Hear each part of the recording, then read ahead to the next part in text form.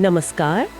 आज हम एक अहम और शायद थोड़े मुश्किल विषय पर बात करने वाले हैं, साइकोलॉजिकल ट्रॉमा यानी मनोवैज्ञानिक आघात। नमस्कार।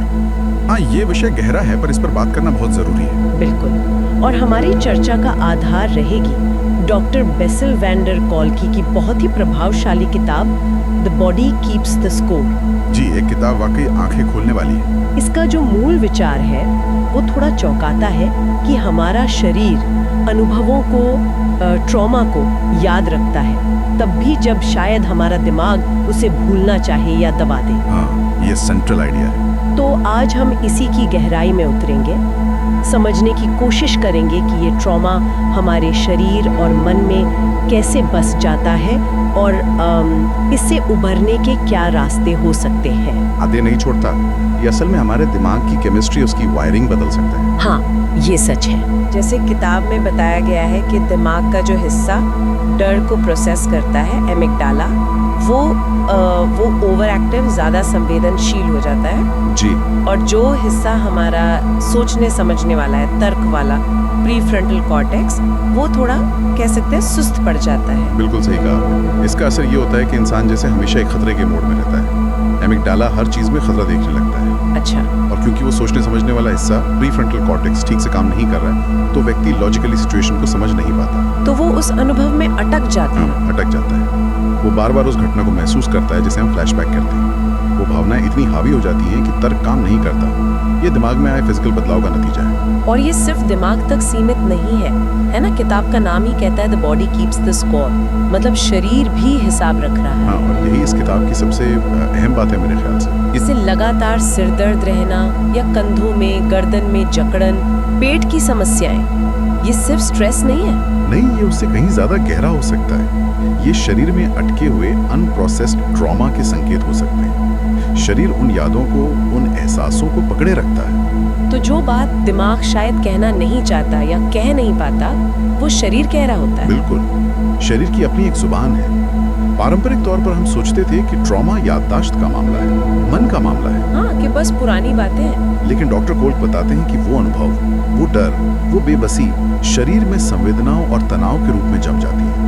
वो एक फिजिकल चीज बन जाती है। इसीलिए शायद, जैसा किताब में जिक्र है, सिर्फ बातें करना यानी टॉक थेरेपी या सिर्फ दवाएं लेना हर बार काफी नहीं होता। हाँ, क्योंकि कई बार मरीज शब्दों में बता ही नहीं पाते कि वो क्या महसूस कर रहे हैं। वो एहसास इतने ज्यादा होते हैं कि जुबान साथ नहीं देती। या शायद वो महसूस करने से ही डरते हो। बिल्कुल। ट्रॉमा के बाद शरीर खुद को बचाने के लिए भावनाओं को जैसे बंद कर देता है, शून्य कर देता है। एक तरह का बायोलॉजिकल शटडाउन। इसीलिए ऐसे इलाज की जरूरत है जो सिर्फ बातों पर निर्भर ना हो, बल्कि शरीर को भी प्रक्रिया में शामिल करे, शरीर को भी सुने। तो फिर क्या है वो तरीके? किताब कुछ अलग हटकर इलाजों की बात करती है जो शरीर पर फोकस करते हैं। जी, कई सारे हैं।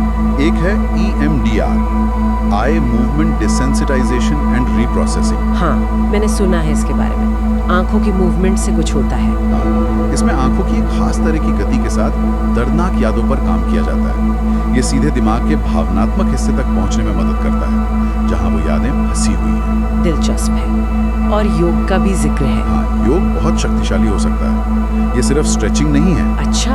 योग आपको अपने शरीर के संवेदनाओं के प्रति जागरूक बनाता है। धीरे धीरे आसन और सांस के साथ आप शरीर में जमा तनाव को महसूस करना और उसे छोड़ना सीखते हैं। ये शरीर और मन को फिर से जोड़ने का एक तरीका है। अपने शरीर से दोबारा दोस्ती करने जैसा। हाँ, कह सकते हैं। इसके अलावा थिएटर, एक्टिंग जैसी चीजें भी हैं। वो आपको अपनी कहानी को एक नए नजरिए से देखने, उसे बदलने का मौका देती हैं। और न्यूरोफीडबैक भी है। न्यूरोफीडबैक वो क्या है? उसमें EEG के जरिए दिमाग की तरंगों को मॉनिटर किया जाता है और फिर मरीज को फीडबैक दिया जाता है ताकि वो अपने ब्रेन वेव पैटर्न को ज्यादा शांत और स्थिर बनाना सीख सके। अच्छा, मतलब दिमाग को शांत रहना सिखाना। एक तरह से हाँ। किताब में बचपन के ट्रॉमा पर भी काफी जोर दिया गया है। लगता है बचपन में हुआ आघात ज्यादा नुकसान पहुंचाता है। हाँ, क्योंकि उस समय दिमाग और नर्वस सिस्टम विकसित हो रहा होता है।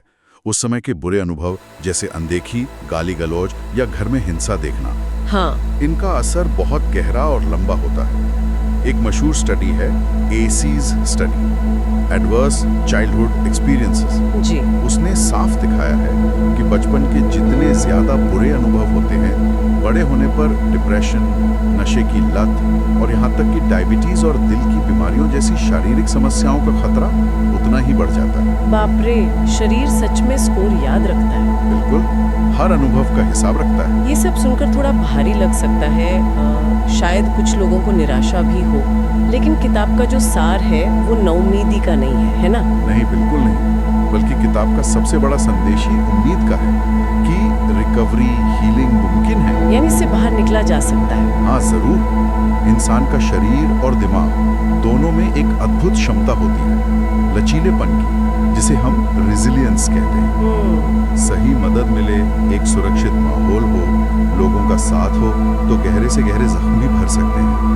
थेरेपी, ये जो बॉडी सेंटर्ड तरीके हमने डिस्कस किए, और भरोसेमंद रिश्ते, ये सब मिलकर बदलाव ला सकते हैं। तो चलिए आज की बातचीत को समेटते हैं। हमने समझा कि ट्रॉमा सिर्फ मन की बात नहीं, ये शरीर पर भी गहरी छाप छोड़ता है। हाँ, शरीर याद रखता है। और पारंपरिक इलाज, जैसे सिर्फ बातें करना, शायद हमेशा काफी ना हो।